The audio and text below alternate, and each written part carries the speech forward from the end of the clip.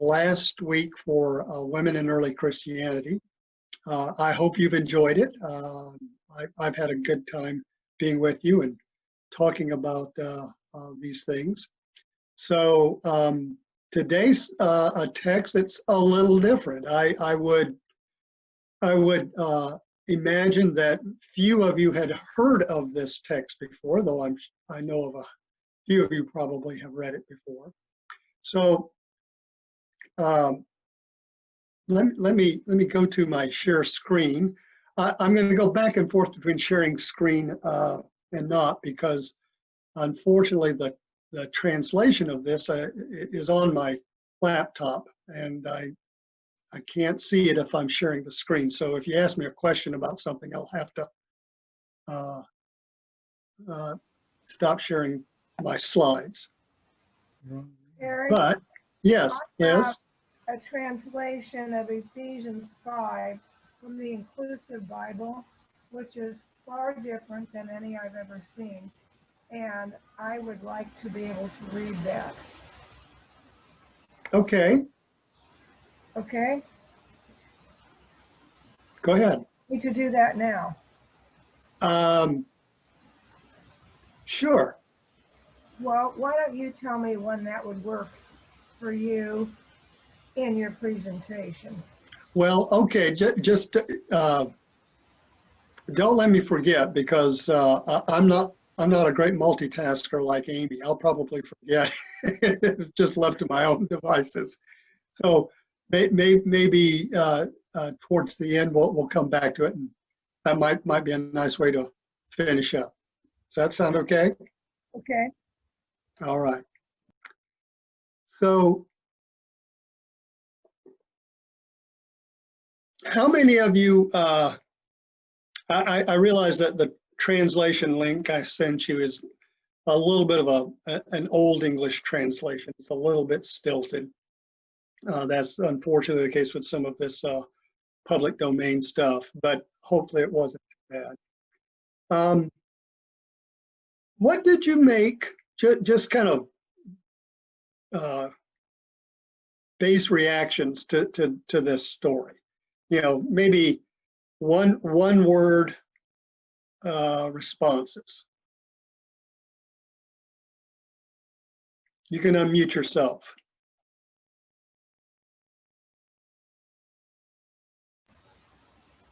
Neither Phil nor I saw an email with this material, so I can't say that I have a reaction, but I did many years ago in seminary read the account of Perpetua's martyrdom, and I remember at the time thinking it was pretty fantastic. Fantastic. Okay. Yeah. Kind of hard to believe? Kind of hard to believe, yes. Okay. A little like that of Thecla last week. Yeah. Okay. Yeah, I think unbelievable. Unbelievable. Okay.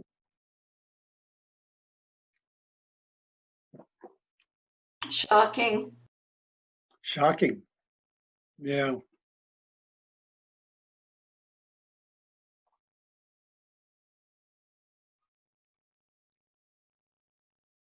Well, that's a good start. There's an open question about whether the accounts here are authentic or contrived.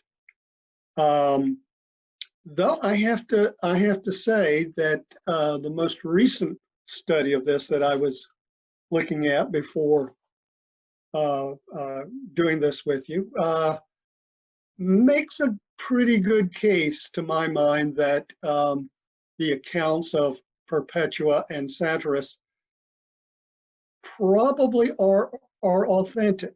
There are some elements in this that match up with some known historical realities.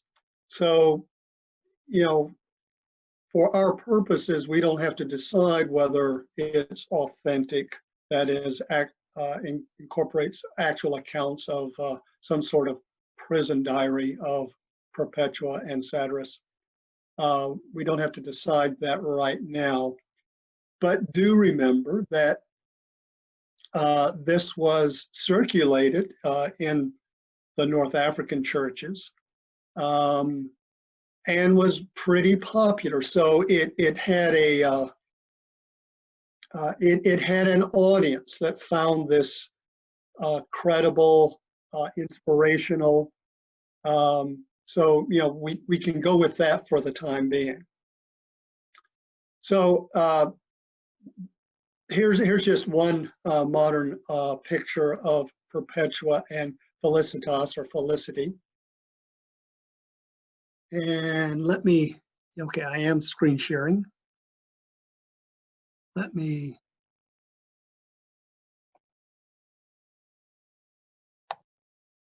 there we go.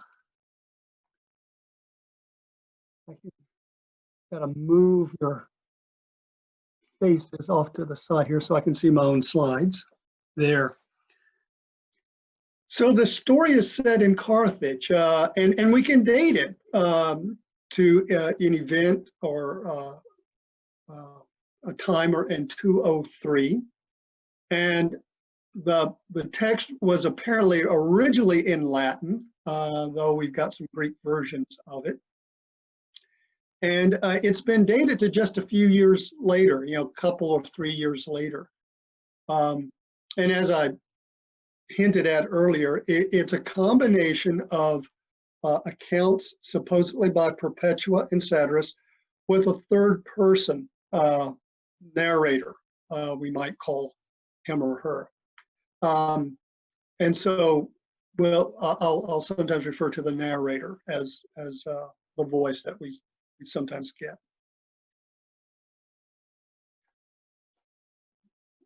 One of the important parts of this is the introduction.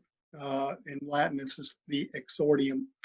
The clues in this are pretty clear and almost unmistakable.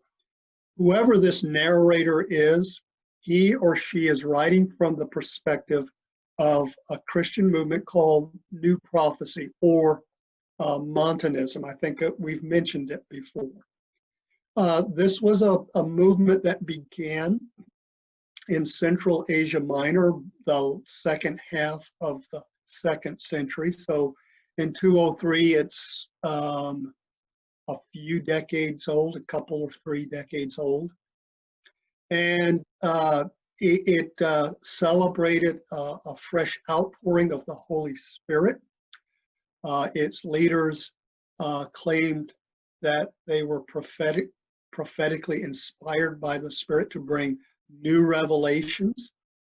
And this is one of the really interesting things about this movement.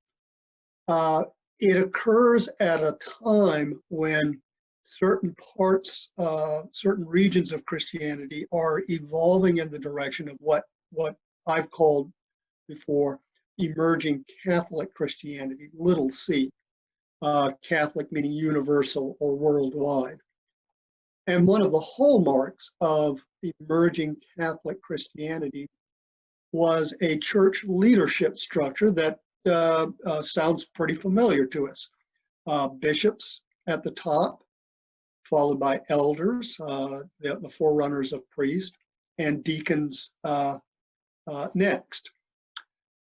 And one of the important emphases in emerging Catholic Christianity was the claim that the authority of the church was vested in those ministerial offices. And more importantly, the argument was made that the Holy Spirit worked through the church and through its leaders. So even to this day, as many of you know, when a person is ordained to ministry in our tradition, she or he has hands laid upon her or him.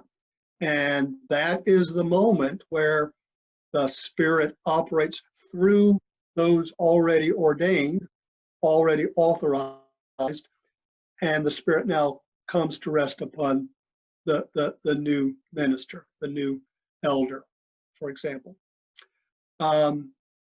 The New Prophecy challenged that. It didn't so much question the legitimacy of this leadership structure, but it questioned their authority. The new prophecy claimed that prophetically inspired leaders, people chosen by the Spirit to utter a prophetic word, were as authoritative, if not more authoritative, than church tradition and church leaders. And this would eventually bring them into conflict with the Catholic Church and would lead to, over time, a suppression of this movement. But at the time that our document was written, that's still in the future. So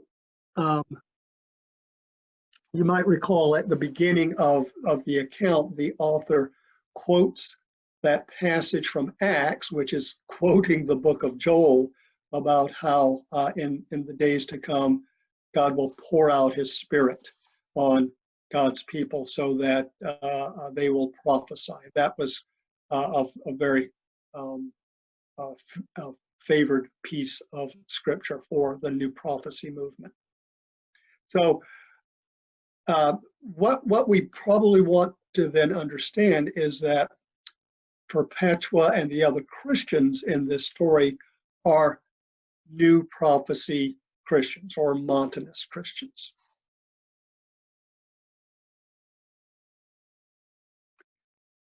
And so there are a lot of names in here, and I thought about trying to put them all up, and I ultimately decided it might be more confusing than it's worth. There are 5 that initially are named as having been apprehended. We don't know the circumstances, but the names are interesting. Perpetua is the only one of the 5 who has a nomen and a cognomen. Phebia Perpetua. Phebia is the family name, and interestingly, that name is pretty well attested in North Africa at this time. So the fact that she's got the family name plus her own name suggests that she's a member of the upper class. And the others who are mentioned, Revocatus and Felicity, are probably slaves. Revocatus, the atus ending, is typical of slaves, and we're told that Felicity is a slave. So maybe those two were a couple. And then the other 2 people, Saturninus and Secundulus, have only a single name, which again we can't prove, but might suggest that they are freedmen, not members of the upper class. It's tempting to speculate that they were all part of a house church, maybe one that met in Perpetua's home. We know from later on in the story that her brother is also a Christian, though he's not under arrest. So it's probably the case that these people all know each other, and may even be the case that they are all part of an extended family to begin with. So we learned that Perpetua is a young mother. She's only 22. She's got an infant that she's still nursing. She's described as a catechumen, which means she's not yet been baptized. She and the others haven't been baptized yet. They're Christians in training, you might say. It's curious, there's no mention of her husband. It never comes up. Her father shows up several times, and I think that's one of the more poignant scenes whenever he appears. He's a very pathetic figure, just desperate to persuade his daughter to renounce this new faith and getting nowhere with that. And he's just, understandably terribly upset because he doesn't want to lose her.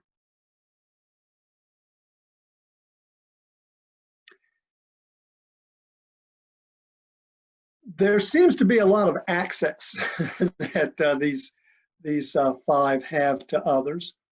And so she's able to talk to her brother, and he encourages her to ask God for a vision. And I think this is, one of those new prophecy expectations. And so she does that, and she has this magnificent vision. Here's just part of the translation. This one may be a little different from the one that you read, but I think you'll recognize it. So she relates that I beheld a ladder of bronze, marvelously great, reaching up to heaven, and it was narrow, so that not more than one might go up at one time. And there was right at the ladder's foot a serpent lying, marvelously great, which lay in wait for those that would go up. And so, the ladder's just got all of these terrible, sharp weapons on it, so that if you're going to try to get up that ladder, you're going to have to be very careful. And then, even preventing people from attempting to get on is this serpent or dragon.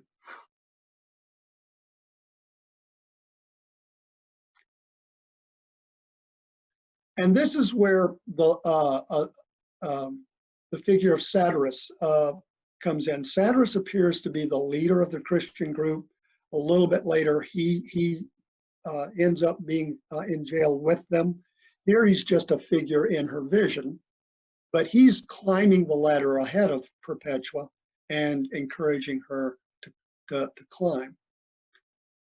And so as she comes forward, the serpent under the ladder puts forth its head, and she uses the head of the serpent or the dragon as her first step onto the ladder.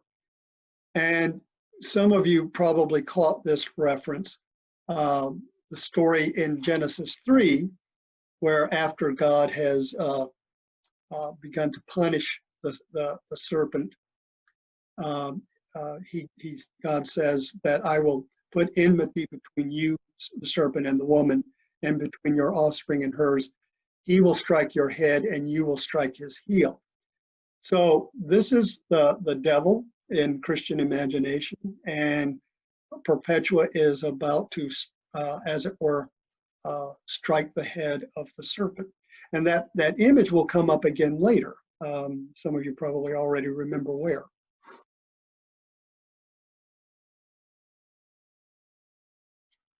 And so she gets to the top of the ladder and has this magnificent vision.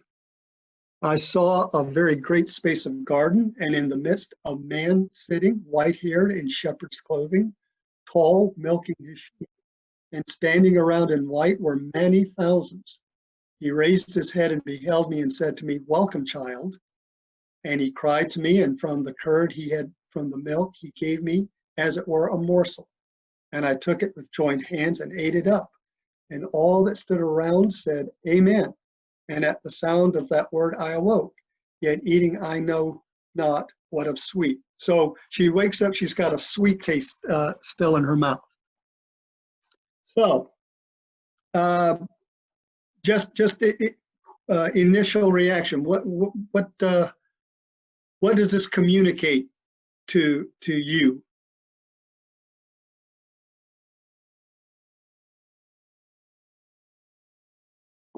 What's this vision about in your view?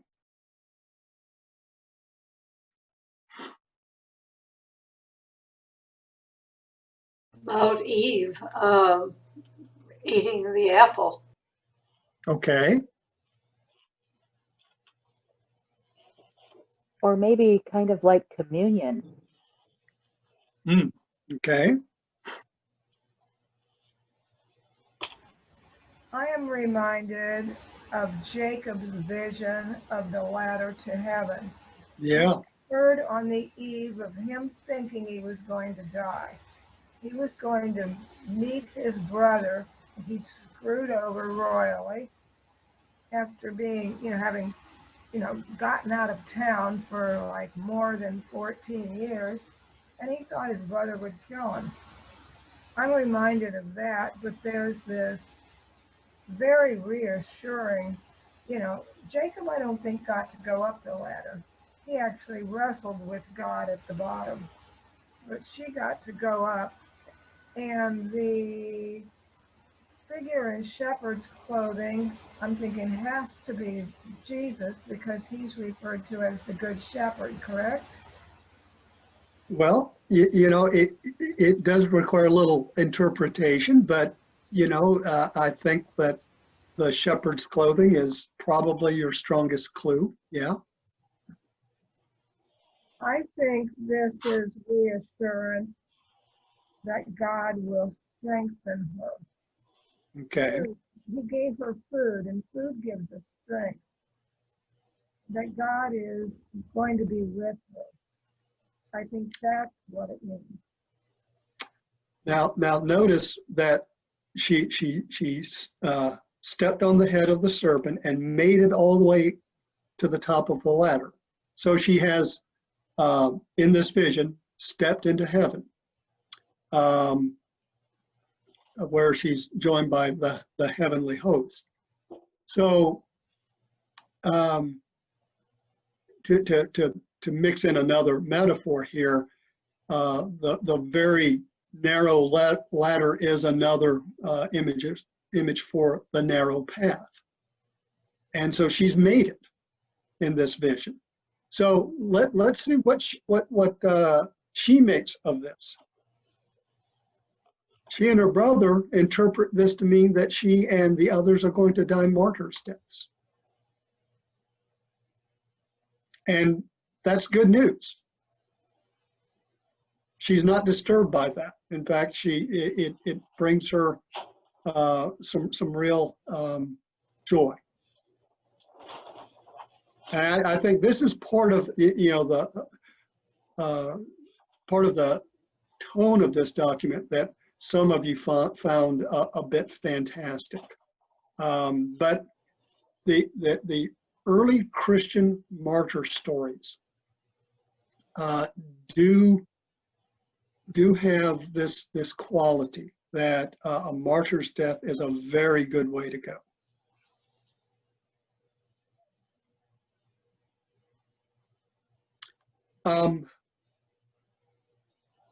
A little bit further into this, Perpetua and the others are brought before the Roman procurator, and he implores her to offer sacrifice for the emperor, and she and the others refuse, and he asks, "Are you a Christian?" And she admits it. And I've not talked about this with this class, I don't think, but we've got a really important letter from a Roman governor named Pliny that we can date between 111 and 113. So this is almost a century earlier than the Perpetua story.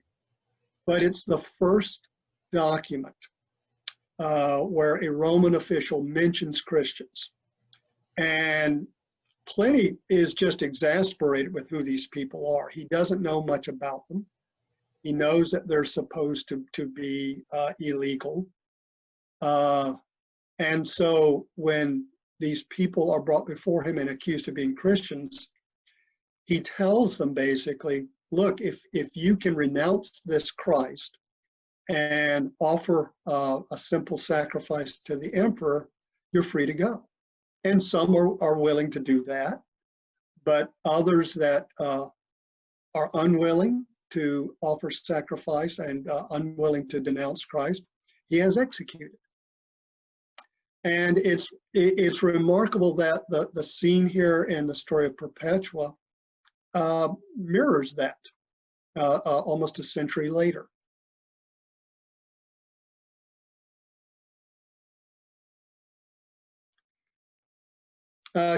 Perpetua has a dream about her deceased brother Dinocrates. And in her initial dream, she sees him in a dark, gloomy, unpleasant place. And in her description, we learn he died as a child, probably of some sort of facial cancer, so he's horribly disfigured. But after praying for him, she has another vision where his scar is, his face is healed, and he's got plenty of water, and he's just playing in it like a normal little boy, just happy. And she knows that he's no longer in that place of torment. So, here's again, we saw this a little bit in the Thecla story where where Thecla prayed on behalf of the deceased daughter of Tryphena. Prayers on behalf of the dead. And in this case, Dinocrates' situation in the afterlife is improved. And then probably the most stunning vision. She has another vision where she is escorted to the arena by a Christian deacon, I think, and she sees an Egyptian being prepared for a gladiatorial contest, and she is suddenly transformed into a male gladiator herself, and is prepared to go in and do battle. And then we are told that a man of gigantic height, I mean, he's so tall that he's taller than the arena, comes forth. He's dressed in purple and gold, and he tells her that if the Egyptian wins, he will slay her. But if Perpetua prevails, she will receive a branch of golden apples. Well, that's obviously a Christ figure. And so she defeats this Egyptian. They have a battle, kind of like the old Russell Crowe movie, Gladiator, and she receives her trophy, and then she wakes up. And what's her takeaway? I understood that I should fight, but not with beast, but against the devil. But I knew that mine was the victory.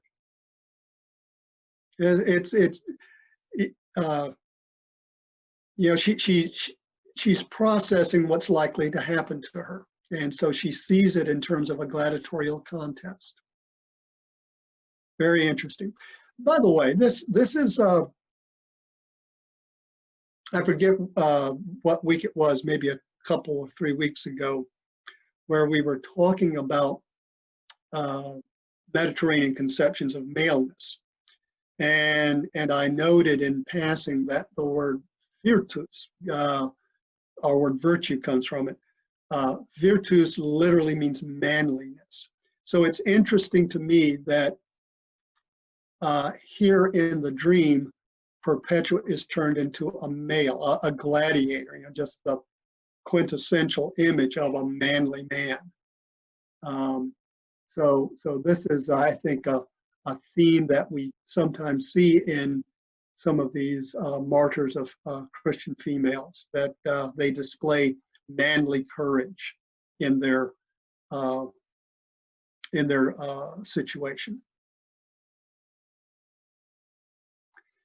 Then the narrative is given over to a vision of Satyrus. And Satyrus, remember, was apparently the leader of this group. And at some point he joins them. I think it says that he gives himself up to go into prison with them.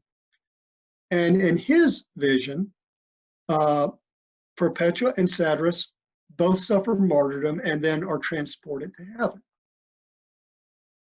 And he has a vision of the throne room of God, a bit similar to that scene in the book of Revelation, chapter 4.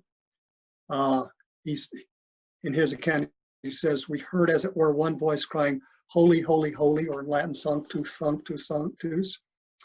There's a white-haired man surrounded by elders and angels, and the two of them are warmly welcomed into the presence of God. And what's really interesting to me is that outside of the gate of heaven is the bishop and one of his priests, Optatus and Aspasius. We don't know what's going on, but there's some sort of rift between them. And it is Satyrus and Perpetua who work to reconcile them. Again, I think the big takeaway here is that the belief that the martyrs have a special power and authority. And even though Satyrus and Perpetua are not priests or bishops, as far as we know, their martyrdom gives them the authority to reconcile these two.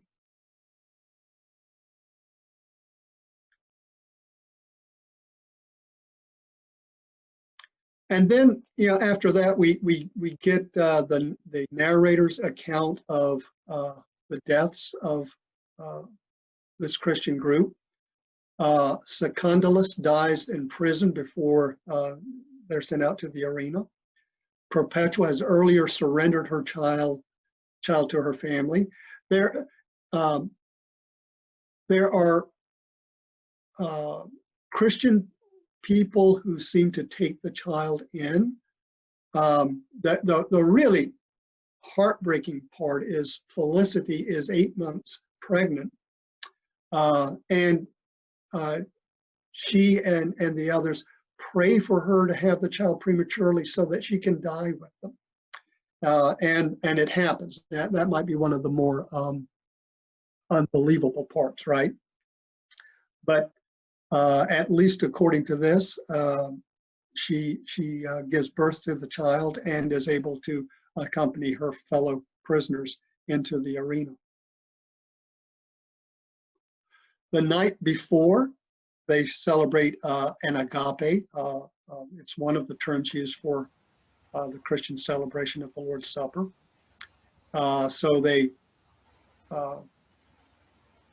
do. Several of them have been baptized. I think they've all been baptized before they go while they're in prison. So now they're not just catechumens; they're full-fledged Christians and are permitted to partake of the meal. Perry, Yes, please. I don't find it so unbelievable that, was it Felicitas who went into premature labor? I mean, look at the stress of her situation. She's hauled off to prison and she thinks she's going to the arena to be killed by beasts. That'd be enough to start labor in a lot of people who are near term. Good point. And I don't find that so unbelievable from a medical point of view. Yeah. Good observation. I just always have been intrigued by this as they are being led out into the arena. The Christian males are making gestures. We aren't told exactly what those gestures are, but we're told that the gestures are telling the procurator that they, the Christians, will one day judge him. So there's some sort of hand gesture here that I'm assuming the 3rd century reader audience would understand. We don't know what it is, but it's very interesting. Now, of course, all of the Christians will die in this, but the manner of their deaths are important to the narrator. Satyrus predicts that he will die from a single bite by a leopard. And while there are efforts to have him torn apart by a bear and other wild beasts, none of them touch him, but it is the leopard that with one bite kills him. Perpetua is attacked by a wild bull. I think Felicity is too, but they survive. And the narrator gives the impression that Perpetua, at least, and maybe others, is in this ecstatic state. She doesn't even recognize that she's been mauled by this wild bull. and at one point even, fixes her hair. It's gotten a bit ragged here, and she wants to look proper. Finally, guards are sent in to kill Perpetua and the others that are alive. And the young soldier that is to do her in is so nervous that he can't quite do it. And so she has to guide his hand to her throat. It's a gruesome scene. This is, I didn't take the time to look this up again. I think this is a 9th century depiction of that scene. There's Perpetua in the sort of upper right there.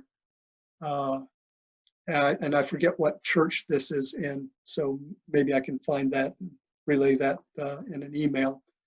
But that's our earliest visual depiction of this, which would be about 6, 7 centuries after the story.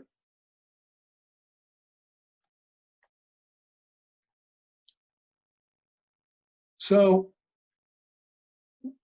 whether this is authentic or not, I think the story is evidence of what early 3rd century Christians, at least those who were part of the New Prophecy movement, thought was inspiring literature. And there were other accounts that had been written before, and others would be written. One of I'm trying to remember who said this. We don't know the birth dates of any of these martyrs, but we know their deaths because the church recorded the dates of their deaths, and their deaths were celebrated in the Christian calendar. And this is where the tradition of the veneration of the saints, the martyrs, derived. So Perpetua and Felicity are, along with the others, are celebrated as true early Christian heroes. And I love this one, this North African take on the 2 women. I just love that image. So let me take down the screen sharing.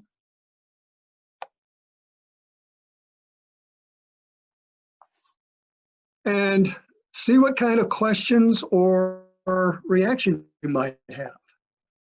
We got about 15 minutes, so we got plenty of time for conversation here.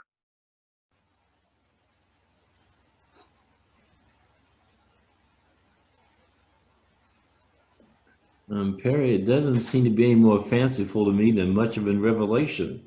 It's kind of like the same idea that a lot of Revelation may have been written to help martyrs deal with the martyrdom they were dealing with at that time.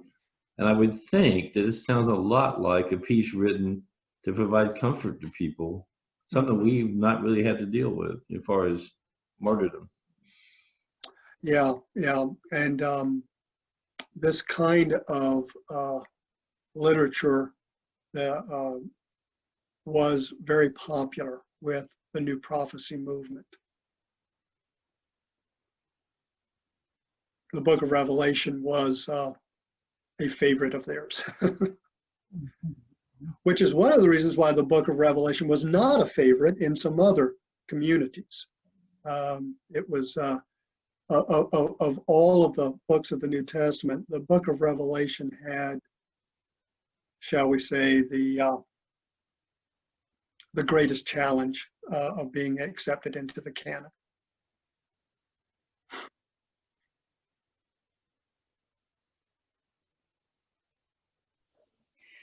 What percentage of the church at that time would have been attracted to this story? Was that a minority faction or the majority?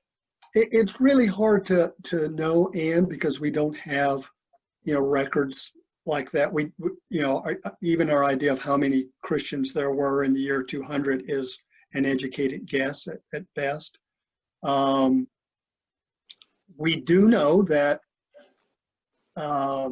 North Africa and Egypt were were among the places where Christianity was growing most vigorously at that point. Keep in mind that Christians were still a tiny minority. I doubt they were even 1% of the total population at that point. But they're a little bit more of a known quantity by non-Christians. And there was real hostility towards them because of their unwillingness to offer sacrifice to the emperor, and because like Perpetua, that they seem to be a threat to the traditional family in some way. Certainly the Thecla story from last week. But we don't know what percentage of Christians were New Prophecy Christians versus what percentage were emerging Catholic. And there were other Christian groups too. We've mentioned on occasion the Nag Hammadi documents that came out of Egypt in 1945. Those bear witness to a type of Christianity that doesn't fit into either the Montanist or the Catholic communities very easily. So I think at this time in 203, probably the most numerous Christians were the emerging Catholics, but by no means were they the dominant group. And it would be another 100 years before what we think of as the Catholic Church would begin to, shall we say, dominate Christianity. But even then, there were other types of Christian groups that continued. Some of you may remember I mentioned Christianity associated with this early to mid second century figure named Marcion, and his churches are around well into the 5th century. The Montanists were probably by the time of the Nicaea 325, they're still around, but that prophetic enthusiasm is hard to sustain over decades and decades. And so I suspect that through a combination of factors, the New Prophecy movement was being absorbed into the early Catholic communities, or had just kind of begun to run out of steam. But in 203, it's still pretty new. And how are you, when you say early Catholic communities, obviously I go to today's Catholic Church, but you're using it differently? Well, in this sense, there's in the year 200, there is what we call emerging early Catholics, little c. But what we will come to know as the Roman Catholic Church grows out of this, will evolve out of this. I like using terms that groups use for themselves. And so Catholic or Orthodox little o were terms that type of Christian group chose for itself. They called themselves Catholics because the word Catholic means worldwide. They believed that of the Christian groups, and maybe this does speak a little more to your question, of the Christian groups, we Catholics are the most numerous. We are the ones distributed around what they would consider the known world at that point. They also thought of themselves as Orthodox, meaning right thinking. We believe the right or the straight things. I like the word New Prophecy because that group viewed itself as the recipients of a new outpouring of the Spirit, a new outburst of prophetic activity. So, how a group chooses to talk about itself gives you some idea of where they think they're coming from. Perry, I was interested in the word admit, and I'm really sensitive to that. Could it also have been translated, or do you have any idea whether it could have been translated acknowledge? And admit where Well, it was admit that they were Christians, and oh, I wonder if the term, if you have any idea whether that term could have been translated acknowledge, and there's a huge difference between them. There's kind of a pride in acknowledgement, and there's kind of a shame in admitting. And I wondered if I'm asking a question that's too loose to be answered. I'm looking to see if I know the scene you're talking about where she's questioned by the procurator. Yeah, and it gave language that I of course I didn't understand along the words along there, and I didn't know whether there'd be any way to. The word may just be the verb I use. I'm looking at that passage right now, and this is the English translation. I would have to look up the Latin text, but the English, the procurator says to her, "Spare the gray hairs of your father, spare the infancy of your boy, offer sacrifice for the well-being of the emperors." And I replied, "I will not do so." Hilarianus, the procurator, said, "Are you a Christian?" And I replied, "I am a Christian." So maybe that comes a little more to acknowledge than admit, right? Yeah, She's not ashamed of it by any means. Sort of say it out of pride and say, yes, I fully acknowledge that I am. Yeah. Thank you. You've answered the question. Okay. Well, in legal That's context, illegal at this right. point, and was she basically being charged with the crime of being a Christian? And was she being asked, how do you plead, guilty or not guilty? Is that a reasonable way to interpret this? Jack, you were about to mention something about legalities. Maybe that's relevant here. You want to jump in? And it feeds into what you were saying, Liz, because it's an admission of guilt. She's admitting that she was guilty of the charge of being a Christian, and this is very clearly a legal proceeding. That's what Pliny the Younger had been trying to establish for his part of North Africa.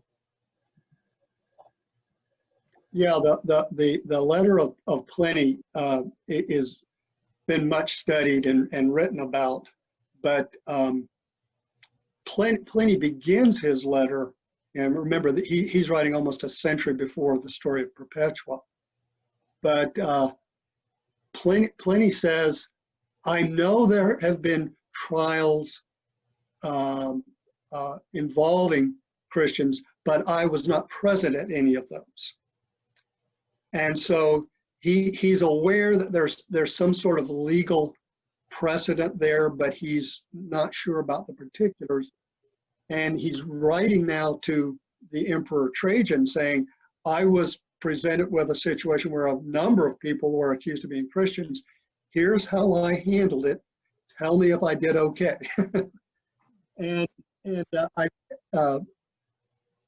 It seems pretty clear that while Pliny doesn't understand much about these people, these Christians, being a Christian is itself illegal. And it seems to go back to this Roman ban on unauthorized associations, which was a real fear of theirs. And so he even, toward the end of his letter, relates how he tortured 2 Christian female deacons. You know, that's the tried and true way of getting, you know, information out of people. And he says, I didn't get anything from them except that these Christians meet on a certain day of the week and offer hymns to Christ as to a God, that they swear oaths but not to do any harm, but to do no harm, and to return things given in pledge. And there, you know, a couple of other little things, and he's genuinely puzzled about them. He thinks they're odd, but not in themselves dangerous. But they're illegal, and if they won't sacrifice to the emperor and will insist on being recognized as Christians, then they are to be executed. And that seems to be the precedent that the procurator here in the Perpetua story is operating on as well. So when she says, I am a Christian, you know, I think maybe we could translate that or paraphrase that as guilty as charged.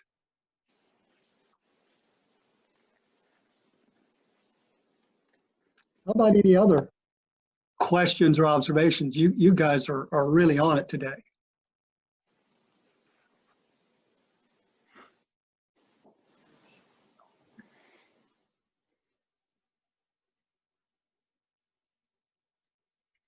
Well, would this be a good place to for Liz, if you can hear me, to read that translation on Ephesians that you mentioned earlier?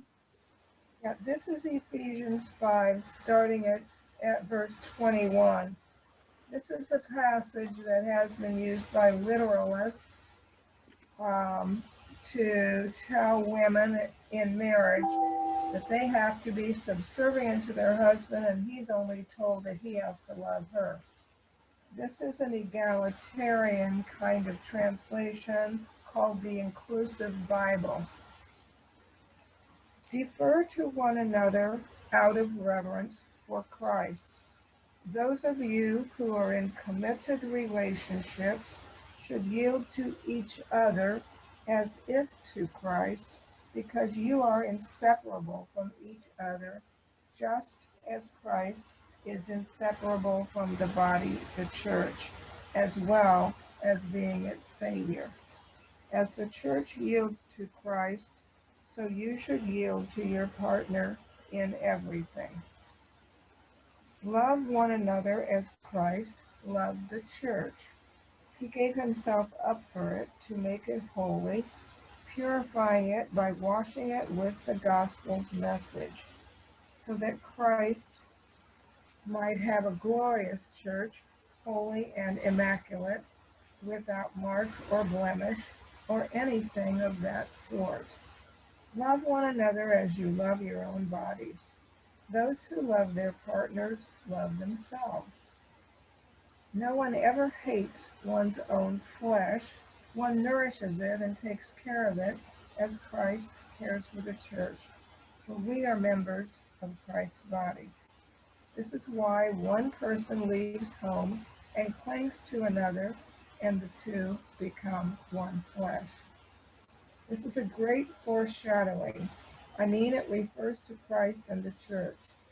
In any case, each of you should love your partner as yourself, each showing respect for the other. This is one of the pseudo-Pauline epistles, I think. Isn't Ephesians 1, I think he didn't actually write? Yeah, probably not. But that's the Inclusive Bible translation there is very interesting. You know, it's a good effort to translate that in a more contemporary idiom. Yeah, it is. Thanks, Liz. Yeah. Yeah, well, you know, when my fundamentalist pastor talked to us about getting married, it was all about me submitting, and that was it, you know.